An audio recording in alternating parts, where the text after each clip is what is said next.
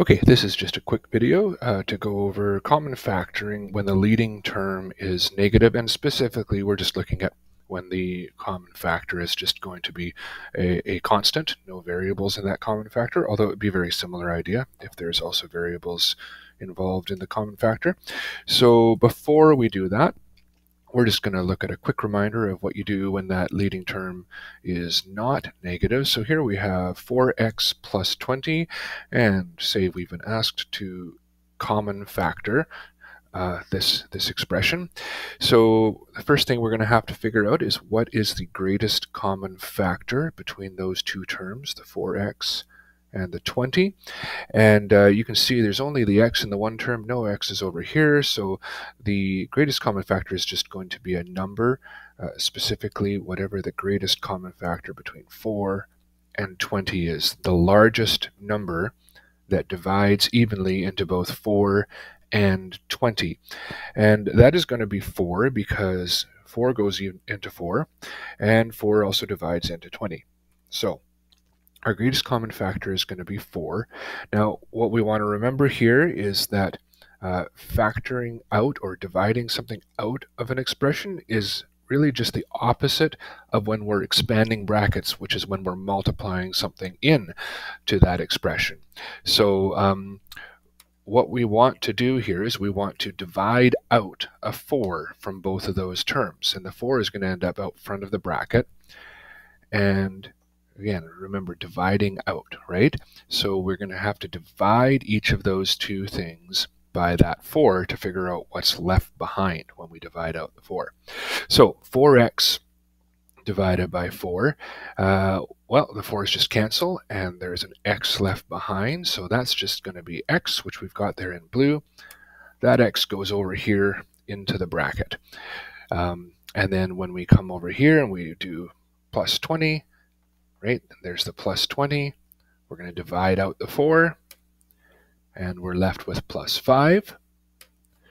That goes into the bracket like that. So we have divided out 4 from both the 4x, leaving x, and from the 20, leaving 5.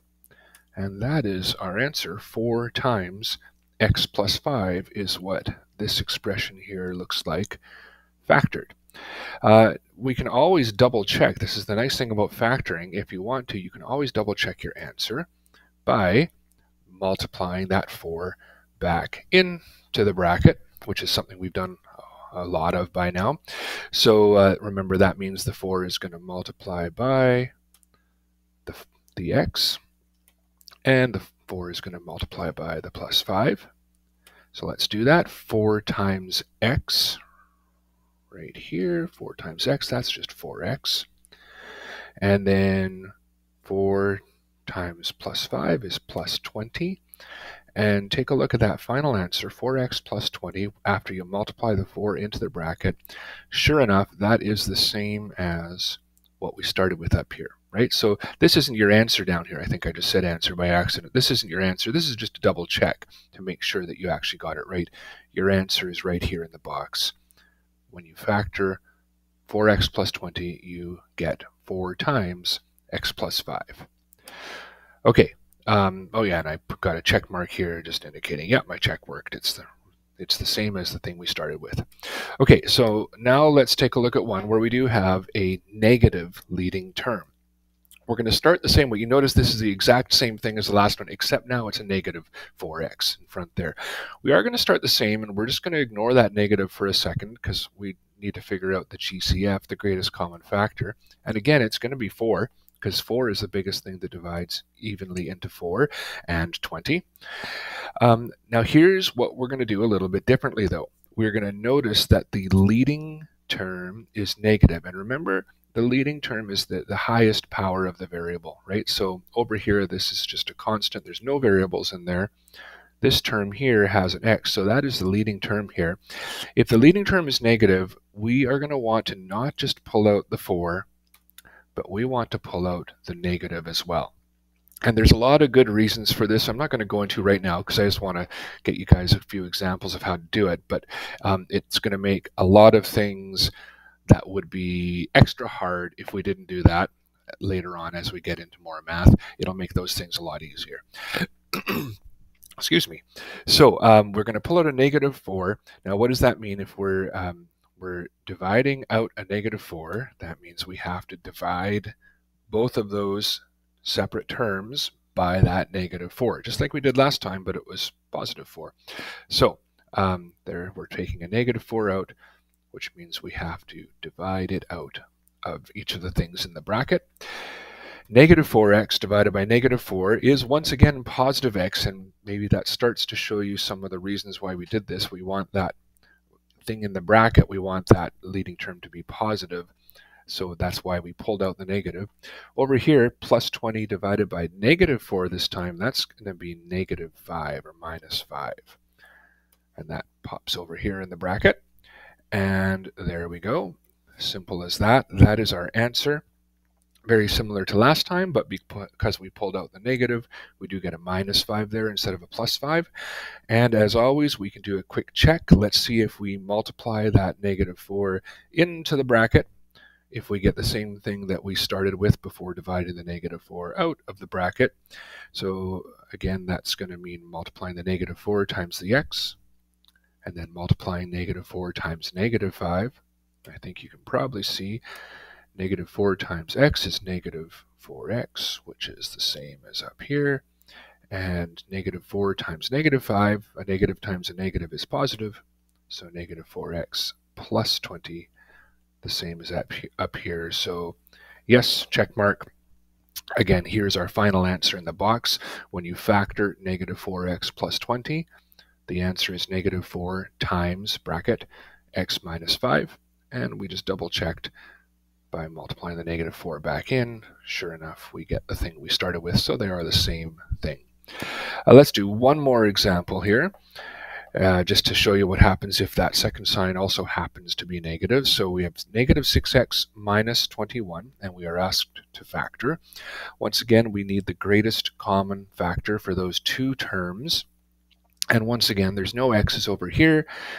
Only x is here, so there's going to be no variables in our greatest common factor, just a number. So we're just looking at that 6 and the 21. And there we go. I lost my mouse for a second. The biggest thing that divides evenly into both 6 and 21. Well, unlike last time, so if we try to use this 6 does not divide into 21, so that's not going to work. 2 divides into 6, but 2 does not divide into 21. 3 divides into 6, and 3 divides into 21. And I think you'll find that is the biggest thing that goes into both of them. So our greatest common factor is 3. That means we are going to pull a 3 out of those two terms, but we notice the leading term is negative, which means we know we don't want to just pull out a 3. We want to pull out a negative 3. We want to divide out a negative 3 from each of those terms. And like in the last examples, if we're dividing out a negative 3, we need to divide it out of each of the two separate terms. Negative 6 divided by negative 3 is positive 2, and there's still an x there, so that's going to be 2x in the first spot there. Negative divided by negative, negative 21 divided by negative 3, that's going to be positive 7. So we get a plus 7 over here. And that's our answer.